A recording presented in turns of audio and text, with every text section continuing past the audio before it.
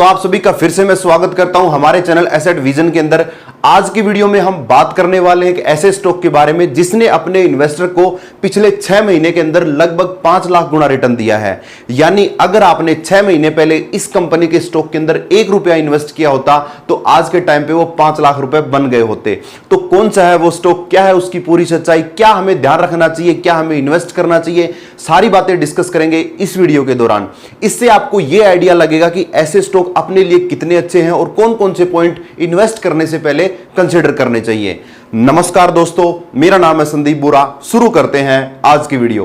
तो सबसे पहले जिस कंपनी की हम बात कर रहे हैं उसका नाम है SCLMC, यानी फुल फॉर्म अगर बात करें Saluja exim limited manufacturing company.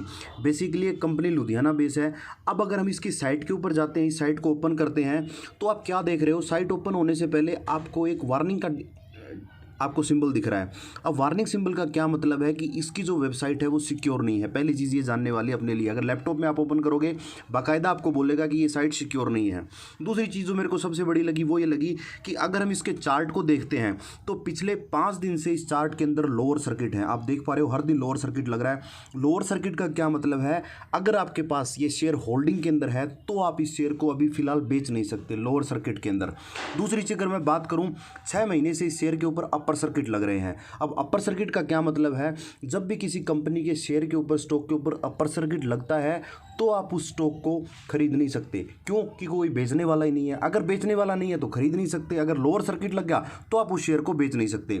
दूसरी सबसे बड़ी बात, अगर आप इसका रिटर्न देखोगे पिछले 6 महीने का 31,000% दिखेगा। अगर मैं इसको थोड़ा सा एक साल के लिए लेके आ जाता हूँ शेयर को, तो आपको क्या दिखेगा 27 अक्टूबर को इस शेयर का प्राइस था 0.35 पैसे, यानी 1 रुपये में आप 3 शेयर खरीद सकते थे। लेकिन आज के टाइम पर इसका रेट लगभग 1900 रुपये के आसपास जाके आ गया है।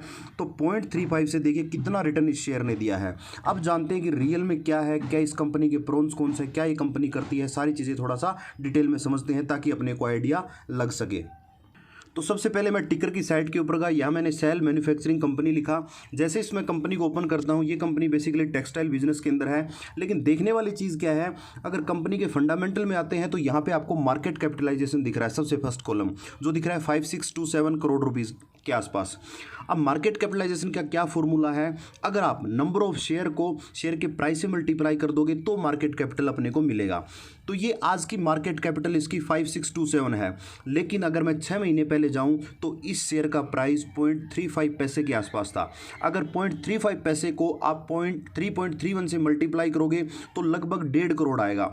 यानी 6 महीने पहले इस कंपनी का मार्केट कैपिटलाइजेशन 2 करोड़ रुपए के आसपास था और 6 महीने के अंदर वो 6000 करोड़ रुपए के आसपास पहुंच गया। सोच के देखिए कितनी बड़ी चीज़ है ये। दूसरी चीज़ अगर आप देखोगे यहाँ पे सबसे बड़ी बात, इस कंपनी के ऊपर जो डेट है वो लगभग 6100 करोड़ रुपए के आसपास है। यानी आज के टाइम के हिसाब से अगर आप देखो तो मार्केट कैपिटलाइजेशन के बराबर डेट है। 6 महीने पहले जाओ तो कंपनी के ऊपर उसके मार्केट कैपिटलाइजेशन से 6000 गुना ज़्यादा डेट था। ये सबसे बड़ी चीज़ आपको यहाँ पे देखने वाली है। एक दूसरी साइट है जिसका नाम है skinner.in। इसके ऊपर अपन चलते हैं कुछ डिटेल को वेरीफाई करने के लिए। तो जो मेन डिटेल है वो मैं आपको यहाँ पे दिखाना चाहता हूँ, बाकी चीज़ यहाँ पे आप देख सकते हो। तो इसके लिए सबसे पहले हम करते हैं इसके P&L स्टेटमेंट के अंदर आते हैं और यहाँ पे अपने को सेल्स दिख रही है। तो अगर आप देखोगे ना, मार्च से इस कंपनी की सेल्स बढ़ी है। कब तक बढ़ रही है, ये 2014 तक इसकी सेल्स में इंक्रीमेंट हुआ है। उसके बाद थोड़ा थोड़ा डिक्रीज होते होते होते अभी अगर आप देखोगे 2019 के अंदर 600 के आसपास, फिर 2020 में और कम हो गई, 2021 के अंदर तो 190 के आसपास आ गई। यानी कंपनी की सेल्स धीरे धीरे डाउन होती चली जा रही है लेकिन प्रॉफिट इंक्रीज होता जा रहा है। अब अगर ऑपरेटिंग प्रॉफिट में आओ तो ऑपरेटिंग प्रॉफिट आपको नेगेटिव दिखेगा। यानी जो कंपनी मेन काम कर रही है उससे इसको कोई प्रॉफिट नहीं आ रहा, लेकिन अदर इनकम में ये कंपनी करोड़ों रुपए कमा रही है, जो एक डाउट वाली बात है। और इसी के कारण इसका जो प्रॉफिट है वो तो बहुत ज़्यादा है बिफोर टैक्स के। यहाँ पे आप देख रहे हो लगभग 2500 करोड़ का प्रॉफिट है, लेकिन कंपनी की सेल्स यहाँ पे कुछ भी नहीं है। तो ये चीज़ अपने को थोड़ी सी देखनी पड़ेगी। उसके बाद अगर आप सेल्स ग्रोथ देखोगे वो भी नेगेटिव के अंदर है। अगर आप इसका रिटर्न ऑन इक्विटी देखोगे, जो मेन चीज़ है वो कुछ भी नहीं है, यानी उसका कोई फिगर ही नहीं है, नेगेटिव के अंदर चल रही है। अब प्रॉफिट को ग्रोथ देख के और सेल का CAGR देख के आप खुश हो जाओगे, लेकिन वो प्रॉफिट कहाँ से आ रहा है ये चीज़ अपने को देखनी पड़ेगी।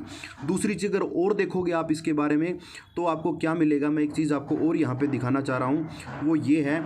अगर शेयर होल्डर पैटर्न आप देखोगे थोड़ा सा, तो प्रमोटर के पास जून से 75% शेयर है, मार्च में 75% शेयर है, लेकिन उससे पहले अगर आप देखोगे दिसंबर के अंदर कंपनी के प्रमोटर के पास मात्र 19% शेयर थे, यानी 19% हिस्सेदारी थी, और एकदम से मार्च में उन्होंने 75% कर दी। यानी कुछ ना कुछ ऐसा हुआ कि उनको कुछ पता था कि मेरी कंपनी के अंदर ऐसा कुछ होने वाला है, जिसके कारण उन्होंने ये परचेजिंग की। अगर आप एफएफआई देखो तो उसने अपने स्टेक को बिल्कुल यहाँ पे डाउन कर दिया, डीआईआई ने बढ़ाया किसी कारण से, और पब्लिक की स्टेकिंग भी इसके अंदर जीरो है। तो यहाँ पे ये कुछ चीज़ें जो देखने वाली थी कि कंपनी क्या कर रही है, कैसे कर रही है। जब मैंने कंपनी की बैलेंस शीट को थोड़ा सा देखा कि रियल में क्या हो रहा है, तो यहाँ पे आपको अदर इनकम दिख रही है। 21 की बैलेंस शीट है, अदर इनकम के अंदर 7659 रुपीज़ की इनकी इनकम दिख रही है, और ये किस में है, नोट नंबर 29 में इन्होंने दिखा रखा है। तो अब चलते हैं हम नोट नंबर 29 के ऊपर कि नोट नंबर 29 में रियल में क्या है। तो ये आ गया है नोट नंबर 29, और यहाँ पे अगर आप देख पा रहे हो जो 6883 की जो इनकम है वो है फॉरेन एक्सचेंज फ्लक्चुएशन, जो मेरे को समझ में नहीं आता कि किस कारण से इन्होंने ये इनकम जनरेट की है और कैसे इसको प्रॉफिट के अंदर ऐड किया है।